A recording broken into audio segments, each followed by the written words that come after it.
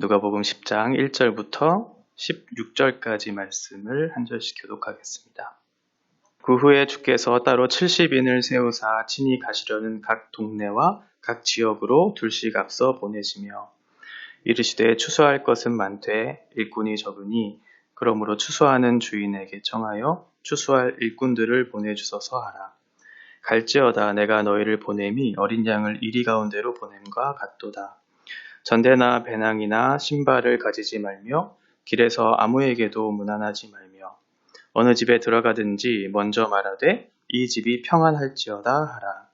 만일 평안을 받을 사람이 거기 있으면 너희의 평안이 그에게 머물 것이요 그렇지 않으면 너희에게로 돌아오리라.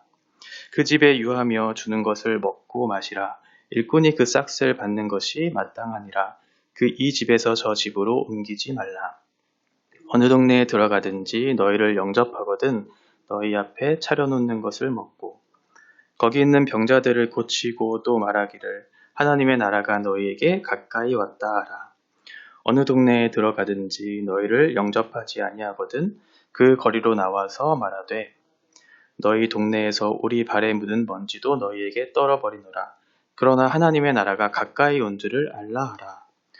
내가 너희에게 말하노니 그 날에 소돔이 그 동네보다 견디기 쉬우리라. 화 있을진저 고라시나 화 있을진저 벳세다야. 너희에게 행한 모든 권능을 두로와 시돈에서 행하였더라면 그들이 벌써 베옷을 입고 제에 앉아 회개하였으리라. 심판때에 두로와 시돈이 너희에게 견디기 쉬우리라. 가버나움아 내가 하늘에까지 높아지겠느냐 음부에까지 낮아지리라. 너희 말을 듣는 자는 곧 내 말을 듣는 것이요 너희를 저버리는 자는 곧 나를 저버리는 것이요 나를 저버리는 자는 나 보내신 이를 저버리는 것이라 하시니라. 아멘. 예수님께서 갈릴리 사역을 마치시고 이제 예루살렘으로 향해 가는 그런 여정 가운데 있습니다. 예루살렘으로 향하는 예수님의 마음 그리고 예수님의 시선이 어디로 향하고 있는지를 잘 보여주는 그런 본문의 내용입니다. 예수님께서 이 땅에 오신 목적은 잃어버린 영혼들을 향해 그 고통과 비참한 가운데 있는 그 영혼들을 향해 하나님의 복음을 선언하시고 하나님과의 관계가 파괴된 그들을 다시 한번 회복시키시기 위해 이 땅에 오셨던 그 하나님의 마음, 그 하나님의 시선이 이 본문 안에 잘 담겨져 있습니다. 1절에 보시면 그 후에 주께서 70명을 따로 세우셔서 이제 하나님의 나라의 일들을 시작하게 하시기 위한 그런 준비를 시작하고 계세요. 70명이라고 하는 것은 유대인들에게 있어서 매우 상징적인 숫자였습니다. 창세기 10장에 보면 그런 족속들에 대한 그런 명단들이 나오는데 그 족속이 총 합해서 70개의 족속이었어요. 그래서 온 세상을 표현할 때 상징적인 숫자가 70이었거든요. 그러니까 예수님께서 70명을 보내셨다는 것은 무엇이냐면 온 세상을 향한 예수 그리스도의 복음이 바르게 전파되기를 바라는 마음으로 그렇게 제자들을 보내셨던 것이죠. 그들을 둘씩 짝지어서 이제 보냅니다. 2명을 보냈다는 것은 아마도 신명기의 어떤 그 재판에 관한 두세 사람의 증인의 어떤 역할 그것들을 한 번 더 생각하게 하고 또 하나는 아무래도 혼자보다는 둘이 복음을 전하는 데 있어서 그런 어떤 책임의식이나 어떤 교제나 도움의 역할들을 할 수 있었기 때문에 둘씩 짝을 지어서 전도를 할 수 있도록 그렇게 보내신 것 같습니다. 1절에 보시면 예수님께서 그 마음이 그 시선이 어디를 향하고 있는지를 잘 보여주는 그 단어가 예수님이 친히 가시려는 그 동네로 그 지역으로 제자들을 보내셨다는 것이에요. 예수님께서 친히 가시려고 하는 곳. 내가 가기 싫은 곳에 누군가를 보낸다는 것은 그 사람을 사랑하지 않는다는 표현이겠지만 내가 친히 가고자 하는 그곳에 보냈다는 것은 그들에게 있어서 매우 중요한 임무 그리고 그들을 사랑하는 그 표현의 하나의 방식이었을 것입니다. 그래서 예수님께서 친히 가시려고 하는 그 동네로 제자들을 보내셨던 것이죠. 그 필요가 있는 곳은 매우 많았던 것 같아요. 2절에 보시면 추수할 곳은 너무나 많았지만 일꾼은 적었어요. 이 2절에 있는 본문에 어떤 그 일꾼이 더 필요합니다라고 하는 어떤 추수할 곳은 많은데 일꾼이 더 필요합니다라고 하는 그곳에 초점을 맞추기보다는 이 모든 것들을 함에 있어서 하나님의 나라의 일들을 하기에 앞서 먼저 구해야 할 것이 무엇인지 우리에게 가르쳐 주시고자 하시는 것 같아요. 2절 끝부분에 보시면 주인에게 청하여 라고 하는 그런 말이 나오죠. 그러니까 하나님의 나라의 일들을 하기 위해서 보내심을 받은 그 사람들에게 있어서 가장 먼저 해야 할 것은 무엇이냐면 그 보냄을 받은 보내신 그 주인에게 그 뜻을 묻는 거예요. 하나님께서 저에게 이러한 일들을 맡겨주셨는데 하나님께서 원하시는 일들이 어떠한 것입니까? 하나님이 기뻐하시는 일이 어디에 있습니까? 라고 하는 그런 묻는 태도로서 하나님 앞에 나아가는 것이 중요하죠. 일을 하는 것 자체가 중요한 것보다는 일을 열심히 하는 것도 중요하죠. 일을 열심히 하는 것은 매우 중요한 것이지만 단순히 일을 한다는 그런 의미보다는 하나님이 무엇을 원하시는가, 무엇을 기뻐하시는가를 먼저 묻고 그 일들을 해나가는 것이 필요한 것 같아요.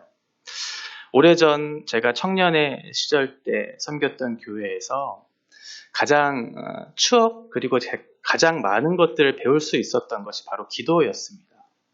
기도하는 것이 무엇인지를 하나님께서 바르게 그리고 그 기도의 맛을 보게 하신 그런 기간들이 있었어요. 새벽 4시부터 밤 12시까지 늘 그 예배당은 열려 있었고 어느 때에 가든지 항상 기도할 수 있는 그 기도처가 있었어요. 새벽에 가든 오전에 가든 오후에 가든 밤에 가든 늘 언제나 기도할 수 있는 그곳에서 하나님을 부르짖고 하나님과의 교제의 그 친밀함들을 누렸던 그런 경험들이 있어요. 그 오랜 시간 신앙생활했던 그곳에서 언제든지 기도했을 때 혼자 기도했던 적이 단 한 번도 없었어요. 정말 자주 가서 기도했던 그때에도 혼자 그 예배당에서 기도했던 적이 단 한 번도 없었어요. 새벽에도, 오전에도, 오후에도, 저녁에도 늘 누군가와 함께 기도하는 그런 동역자들이 있었어요. 저는 그런 모습들을 떠올리면서 우리 우면동 교회가 먼저 기도하는 교회가 되었으면 좋겠다라고 하는 바람이 있습니다. 어떠한 일을 하기 전에 하나님이 원하시는 것이 과연 무엇인가요? 하나님이 기뻐하시는 것이 무엇인가요? 라고 하나님 앞에 먼저 묻고 그 일들을 행하는 것이 중요한 것 같아요.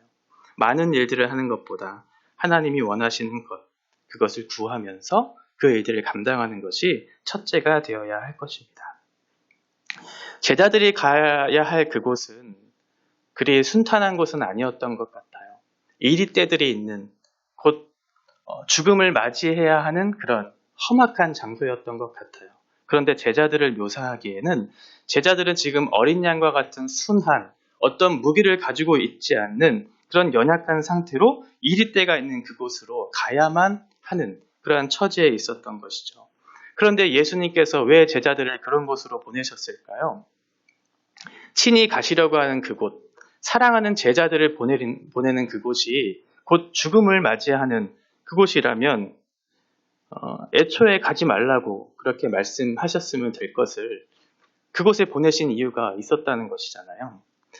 단순히 그곳은 위험한 곳이니까 잘 준비해서 위험에 처하지 않도록 잘 갖추어서 무기를 갖고 그곳에 가라라고 하는 그런 의미로서 먼저 경고의 의미로서 하는 것은 아니었던 것 같아요. 예수님께서 하고자 하시는 말씀은 이런 것인 것 같아요.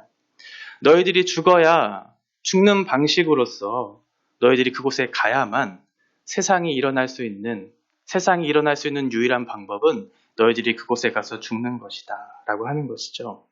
예수님께서 십자가를 향해 묵묵히 그 길을 걸어가셨던 것처럼 예수님께서 십자가의 죽음을 통해서 이 세상에 있는 잃어버린 영혼들, 파괴된 관계가 회복되어지기를 바랐던 그런 유일한 방법이었던 것처럼 너희들도 제자로서 이 길을 따라야 한다.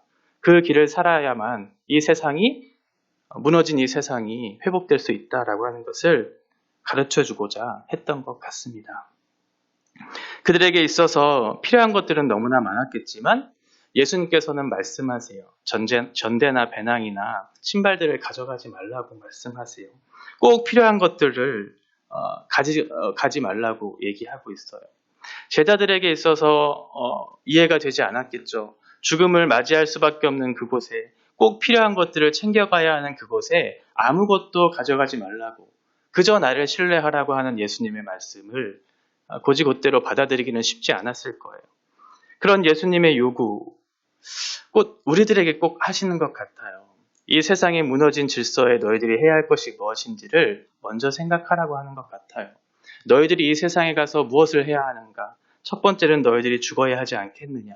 내가 죽었던 것처럼 너희들도 제자의 길을 걷기 위해서는 십자가의 길을 걸어야 이 세상에 무너진 질서가 회복되지 않겠느냐고 우리에게 말씀하시는 것 같아요. 4절에 보시면 길에서 아무에게도 무난하지 말고 그 길을 걸어가라고 얘기하고 있죠. 그때 유대의 관습은 어떤 바쁜 일이 있으면 인사를 하지 않는 관습들이 있었다고 해요. 그리고 지금 예수님께서 갈릴리를 벗어나서 예루살렘으로 향해 가는 그 길목에 있었을 때는 사마리아를 지금 통과하고 있거든요. 그러니까 사마리아는 예수님에 대한 어떤 적대적인 어떤 관계들을 맺고 있는 그런 지역이잖아요. 그러니까 아마도 그들과 인사하는 것들이 거리낄 수도 있었을 것이라는 그런 생각도 들고요. 그리고 또 하나는 열왕기하 4장 29절에 보시면 수넴 여인의 아들을 살리는 그런 과정들이 그려지고 있는데, 그때 엘리사가 사환인 게하시에게 이런 말을 해요. 길을 갈 때 아무에게도 인사하지 말고 그들이 인사를 받지도 말고 속히 그 일을 감당하라고 얘기해요. 그러니까 아마도 제자들을 향해 이것을 그렇게 얘기했다는 것은 뭐냐면, 복음 사역, 이 전도의 사역을 감당하기에 있어서 그만큼 시급하고 긴박한 상황을 얘기하고자 했던 것 같습니다. 가장 중요한 것이 무엇인지, 이 절대절명의 어떤 사명을 가지고 감당해야 될 이 시기를 놓치지 말고 가장 우선순위에 두고 이 일들을 해야 할 것을 얘기했던 것 같습니다. 5절에 보시면 그들이 해야 할 것은 무엇이냐면 샬롬을 전하는 것이었어요. 어느 집에 들어가든지 먼저 말하되 이 집이 평안할지어다 라고 말하는 것이었어요. 샬롬을 전하는 것이었어요. 샬롬은 하나님과의 파괴된 질서가 다시 한번 원상 그 제자리로 돌아가는 그런 상태를 이야기하겠죠. 그 샬롬을 전하는 것이야말로 이들에게 있어서 가장 중요한 일들이었을 것이에요. 돈이 없고 건강이 없고 관계의 파괴로 인해서 이들이 정말 근본적인 어떤 인생의 불행감을 느낄까? 사실은 그렇지는 않잖아요.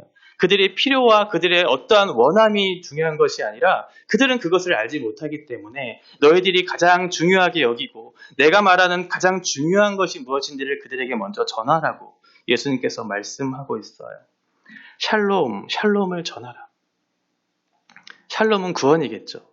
파괴된 관계, 다시 제자리로 돌아오는 그 상태. 로마서 5장 1절에서 바울은 믿음으로 의롭게 된다라고 하는 그 칭의의 교리를 얘기하면서 마지막에 화평을 누리자라고 그 결론을 맺고 있어요. 그러니까 이 샬롬이라고 하는 것은 곧 구원을 이야기하는 것이겠죠. 하나님과의 샬롬, 바른 관계로 돌아오도록 그 구원의 그 은혜를 누리도록 샬롬을 전하라라고 그렇게 얘기하고 있는 것이겠죠. 7절과 8절에 보시면 그 집에 유하며 주는 것을 먹고 마시라. 일꾼이 그 싹을 받는 것이 마땅하니라. 너희들이 전대나 배낭이나 신발을 가지고 가지 말라고 그렇게 예수님께서 말씀하셨던 것은 나를 신뢰하고 그 길을 걸어가라고 얘기하신 것이잖아요. 너희들이 그 사역들을 감당하는 것에 있어서 염려하지 않도록 내가 먹을 것과 입을 것을 입혀주실 것이라고 하는 그런 사역의 원리를 얘기하고 계시는 거예요. 고린도전서 9장 14절에 보시면 사도 바울이 복음을 전하는 데 있어서 복음을 전하는 사람들이 누릴 수 있는 정당한 권리에 대해서 얘기하는 그런 장면을 기억하실 거예요. 복음을 전하는 사람들에게 필요한 어떤 생계 유지에 대한 그런 필요에 대한 것들을 누리는 것, 그 권리를 누리는 것은 정당한 것이죠. 그들에게 있어서는 그런 정당한 권리를 누릴 자격이 있어요. 그런 것들을 이야기하고 있는 거예요. 이 집에서 저 집으로 옮기지 말라. 어느 동네에 들어가든지 너희를 영접하거든 너희 앞에 차려놓는 것을 먹고. 예수님께서 이 땅에 오셔서 선언한 하나님의 나라는 어떤 선민의식을 갖고 있는 유대인들이나 아니면 어떤 자격이나 조건을 갖춘 사람들만이 들어갈 수 있는 그런 나라는 아니었던 것이죠. 누구든지 와서 이방인들과 식탁 교제를 나누는 것에 있어서 너희들은 거절하지 말라고 얘기하고 있어요. 아마도 이 말씀을 바리새인들이 들었다면 매우 불쾌했을 거예요. 어떻게 이방인들과 식탁 교제를 나눌 수 있느냐고 반문했겠죠. 그러나 하나님께서 이 땅에 오셔서 선언하신 하나님의 나라는 누구와도 함께 복음을 나눌 수 있도록 그 복음의 은혜의 풍성함들을 함께 누릴 수 있도록 복음에는 차별이 없다는 것을 얘기하고 있는 것이죠. 어떻게 복음에 차별이 있을 수 있는가? 너희에게 어떤 자격이나 조건이 있어서 너희에게 주는 것이 아닌데 어떻게 그것들을 나눌 수 있고 어떻게 그것들을 가지고 자랑할 수 있느냐고 그렇게 묻고 있는 것 같아요. 그 하나님의 나라가 임했을 때는 죽었던 질병이 고통당하고 있는 그들의 그런 질병들이 치유되고 샬롬이 없었던 참된 평화가 없었던 그들의 상태가 하나님과의 바른 관계로의 회복이 일어나는 그런 하나님의 나라가 시작되고 있는 것이죠. 9절에 보시면 하나님의 나라가 너희에게 가까이 왔다라고 얘기하고 있어요. 예수님께서 오신 이후 하나님의 나라가 시작된 이 땅에서 하나님의 나라가 가까이 왔다고 얘기하고 있죠. 이 가까이 왔다라고 얘기하고 있는 이 단어, 이 가까이 왔다라고 하는 것은 사실은 완료형으로 쓰였어요. 가까이 오고 있는 것이 아니라 이미 온 것이에요. 그래서 누가복음에 보면 11장 20절에 보면 하나님의 나라는 이미 임했다라고 얘기하고 있어요. 이미 임한 거예요. 그리고 누가복음 17장 21절에 보면 하나님의 나라는 너희 안에 있다라고 얘기하고 있어요. 있을 것이다, 오고 있다라고 얘기하고 있지 않아요. 하나님의 나라는 예수 그리스도의 오심으로 이미 시작되었어요. 시작될 뿐만 아니라 하나님의 그 능력과 그 통치의 그 권능이 효력을 발생시키고 있어요. 일어나고 있어요. 죽었던 자들이 일어나고 있어요. 참된 평화가 없었던 샬롬이 없었던 그들이 예수 그리스도의 복음을 듣고 하나님과의 참된 샬롬의 결과들을 맞이하고 있어요. 그런 하나님의 통치의 능력이 나타나는 그런 결과들이 있는 것이죠. 10절에 보시면 어느 동네에 들어가든지 너희를 영접하지 아니하거든 그 거리로 나와서 말하되 너희 동네에서 오리발에 묻은 먼지도 너희에게 떨어버리노라. 그러나 하나님의 나라가 가까이 온 줄을 알라 하라. 이러한 기쁜 소식들을 전함에도 불구하고 거절하는 사람들이 있었다는 것이죠. 이 복음의 기쁜 소식을 전했을 때 그들이 거절하면 우리는 어떻게 해야 하는가? 갈등하지 말고 그냥 떠나면 된다라고 하는 것을 가르쳐 줍니다. 신랑이 하면서 복음을 전하기 위해서, 복음을 설득시키기 위해서 노력하기보다는 복음을 전하는 것, 그 복음을 전하는 것이 너희의 사명이다라는 것들을 얘기하고 있어요. 너희를 거절하는 것은 곧 너희를 보내신 자를 거절하는 것이라고 16절에 얘기하고 있잖아요. 너희를 보내신 자 예수 그리스도를 거절하는 것은 예수 그리스도를 보낸 하나님을 거절하는 것이라고 얘기하고 있어요. 그런데 너희가 전한 그 복음을 거절하는 것에 있어서 하나님께서는 매우 준엄한 심판이 있다는 것을 얘기해주고 있어요. 12절에 보시면 내가 너희에게 말하노니 그날에 소돔이 그 동네보다 견디기 쉬울 것이다 라고 얘기하고 있죠. 복음을 분명히 전했고 그들이 들었어요. 그런데 그들이 그 들은 복음을 거절했을 때에는 분명한 심판이 있음을 얘기하고 있고 그 심판의 크기가 매우 크다는 것을 얘기해주고 있어요. 소돔이 그 동네보다 견디기 쉬울 것이라고, 소돔의 그런 어떤 고통보다 더 클 것이라고 얘기하고 있어요. 그리고 고라신, 벳세다에 대해서도 얘기하고 있죠. 오병이어의 기적을 일으켰던 그 지역에 있어서 그들은 그들의 하나님의 권능을 보았어요. 하나님의 기적을 보았어요. 그리고 가버나움에서도 하나님의 권능을 보았어요. 그런데 중요한 것은 무엇이냐면 그들이 하나님의 권능을 보았음에도 불구하고 그들은 돌이켜 회개하지 않았다는 것이죠. 그들은 돌이켜 회개하지 않았어요. 만약에 두로와 시돈에 이 권능을 행했더라면 그들은 회개하고 돌아왔을 것이다 라고 얘기해요. 두로와 시돈은 갈릴리에 있는 이방의 대표적인 그런 지역이었어요. 두로와 시돈은 갈릴리에 있는 그런 지역에 있는 사람들의 어떤 식량이나 자원들을 착취하면서 살았던 매우 악랄한 그런 지역이었거든요. 그러니까 그 원주민들은 늘 식량이 부족해서 갈급하게 그렇게 살 수밖에 없는 매우 궁핍한 처지에 놓을 수밖에 없었죠. 그러니까 두로와 시돈은 그냥 단순히 이방 지역을 대표하는 나라가 아니라 매우 악랄한 지역이었어요. 그들조차도 하나님의 복음을 들었을 때 돌아올 것이다, 회개할 것이다 라고 얘기하는 것이죠. 문제는 벳세다와 고라신, 가버나움과 같이 하나님의 권능을 보았던, 하나님의 말씀을 들었던 그곳에서 그것을 보았지만 회개하지 않은 것에 대한 문제가 있었던 것이죠. 그러니 무엇을 말씀하시고자 하시는 것일까요? 그 말씀을 듣고 행한 권능을 보고도 돌이키지 않는 사람들에게는 더 큰 화가 있을 것임을 얘기해주고 있는 것이에요. 복음을 들었지만 그 복음을 듣고 회개하지 않는 것에 대한 화가 있을 것이다 라고 얘기하고 있죠. 말씀을 정리해 보면 예수님께서는 이제 예루살렘으로 향해 가는 모든 그런 과정 속에서 결국은 예수님이 십자가를 향해서 가는 길이 점점 가까워지고 있는 것이잖아요.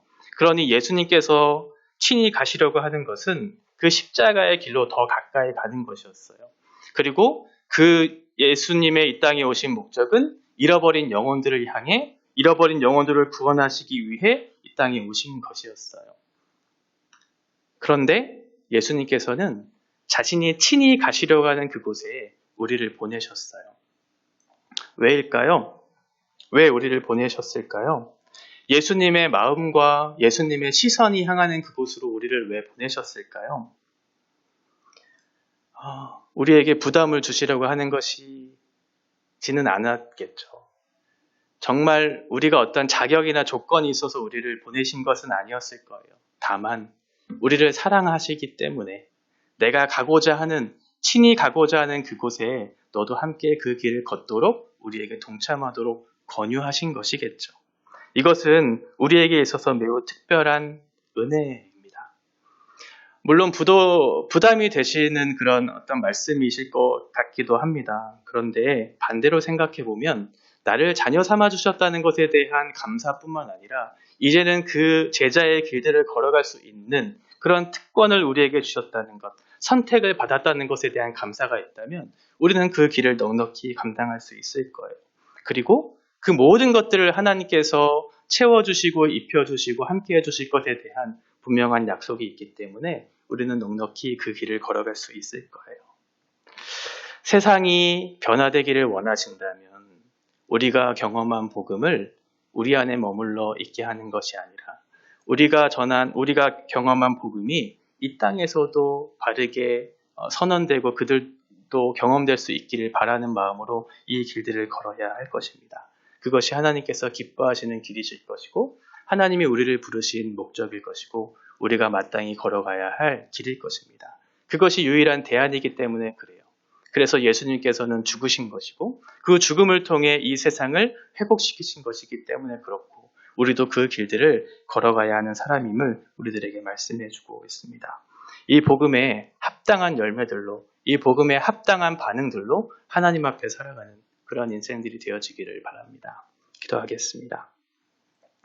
하나님 아버지, 주님께서 친히 가시려고 하는 그 지역에 우리를 보내신 것은 예수님께서 이 땅에 오신 참된 목적이 그곳에 있다는 사실을 우리에게 가르쳐주고자 하실 것이고 또 우리는 그 길을 걸어갈 수 있도록 또 걸어가야 함을 밝히 보여주는 그 말씀인 것을 우리가 기억하면서 우리가 이 땅에 살아가는 참된 의미와 목적이 어디에 있는 것임을 다시 한번 생각하게 하시고 뿐만 아니라 우리에게 주신 그 복음이 얼마나 크고 위대하고 감사한 것인지 또 그것이 이 파괴된 세상에 참된 샬롬이 없는 이 세상에 유일한 대안이었다는 것을 우리가 생각하면서 우리가 이 세상에 나아가 예수 그리스도께서 걸어가셨던 그 길처럼 우리가 죽고 우리가 죽음으로 인해서 이 세상이 살아나는 그런 참된 평화가 일어나는 하나님의 복음, 그 복음의 방법들로 우리의 인생이 살아갈 수 있도록 주님께서 저희들 가운데 은혜를 더하여 주시옵소서. 오늘도 주님께서 이 걸음들을 힘차게 걸어갈 수 있도록 함께해 주시옵소서. 예수님의 이름으로 기도합니다. 아멘.